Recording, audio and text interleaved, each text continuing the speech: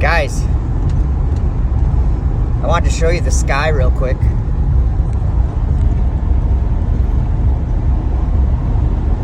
See all that crap? I wanted to make an observation. I want you to make an observation with me. It is 11 o'clock, or almost 11 a.m. here in Minnesota, where the center of the sky is at 45 degrees from where I'm at. 45 degrees up from the horizon. Okay? If I'm looking north, the North Star will be at 45 degrees above the horizon. And that changes depending upon your location. If I was to move south, what would happen? I would be moving farther away from Polaris, or from north. I'd be going south, right? And so Polaris would get lower as I go away from it. It would get closer to the horizon. So if I was at the equator, it wouldn't be at 45 degrees, it would be right on the horizon. Polaris. So the things that are in the sky that are far away, even like a jet, actually even they don't have to be far away. Even a baseball, you throw a baseball over your friend, like over his head, and as from his view, as the ball is coming towards him, it's going to appear to be going up from the horizon, up until it's above him. And then if he turns around and watches it go past, he'll be watching it go away. And as it goes away from his view, it appears to go down towards the horizon. It gets closer to the horizon. So the same works with Polaris. The same works with an airplane. The same works with a rocket launch. The same works with anything that's in the sky that's passing over you. There's this perspective. I think that's probably what it's called, perspective. But I think everyone understands that too. And as something goes farther away from you, it gets closer to the horizon. If it's in the sky, if it's above you. Like if you think of the opposite way, if you think of it underneath you, you could think of going bowling. And when you throw the bowling ball appears to be going up towards the pins.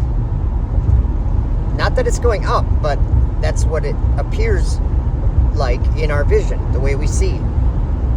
So there's an eye level that anything above it going away from you will be moving down, and anything below it moving away from you will be going up.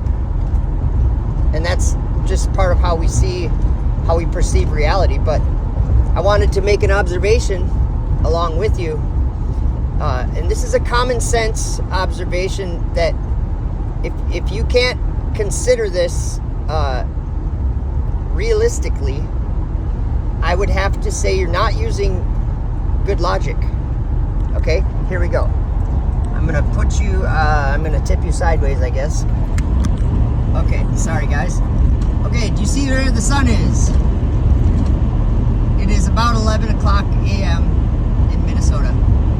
And you'll notice that, well, you probably won't notice it, but the road is wet because there was like frost on everything this morning. And it's winter time here. It's getting to be winter time here.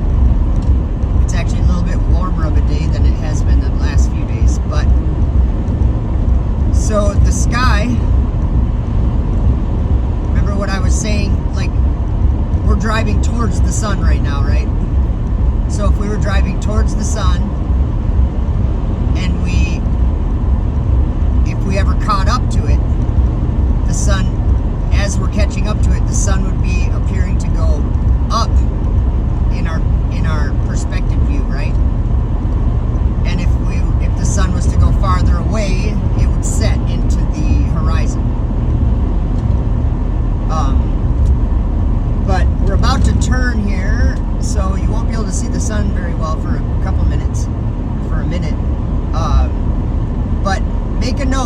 that the sun is only about 35 degrees above the horizon, I think. So, common sense, it's colder than it has been in the summer. And where was the sun in the summer? The sun in the summer was right above my head when it passed over at 11 o'clock. It was real close to being right above my head. So what is the difference here? The difference between summer and winter appears to be the location of the sun. Right now the sun is at about 35 degrees above the horizon. It's much farther away from me than it is during the summer. During the summer, if we're driving down the same road in the summer, you would never see the sun even on the screen. The sun would never even be on my video screen during the summer at this time, because it would be above the screen. It would be much closer to us than it is right now. As you can see, it's very far away. And you'll notice this throughout the winter, that the sun will continue to go farther and farther away until I think December 21st, I think. And then it will start to come back and get closer. Now, if you live in the southern hemisphere, it's going to be completely opposite, isn't it? If you think about it, to look at the sun from the south, it's from the south right now. Think about it. I'm facing south right now. This road is driving south. So if we went an extreme distance south, we would be closer to the sun. We'd be more underneath it than we are right now, and it gets warmer as that happens.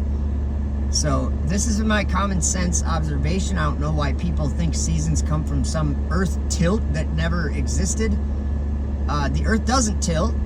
The earth doesn't wobble. The earth doesn't rotate. The earth is the part beneath us. The part that we drive our cars on. It's the part that we live on. It's the part we put foundations in the ground for buildings so that buildings don't move. It's called still. It's not moving. It's not in motion. My car's in motion.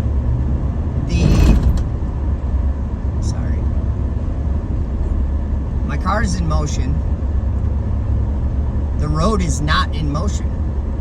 This is also common sense, but something that I've been noticing lately, the earth isn't in the sky. The earth is not in the sky. There is a solar system in the sky. There are planets or wandering stars orbiting around the sun, or that's what it looks like. I filmed Mercury going across the face of the sun just about 5 years ago or something. They appear to be going around the sun, but Earth isn't there.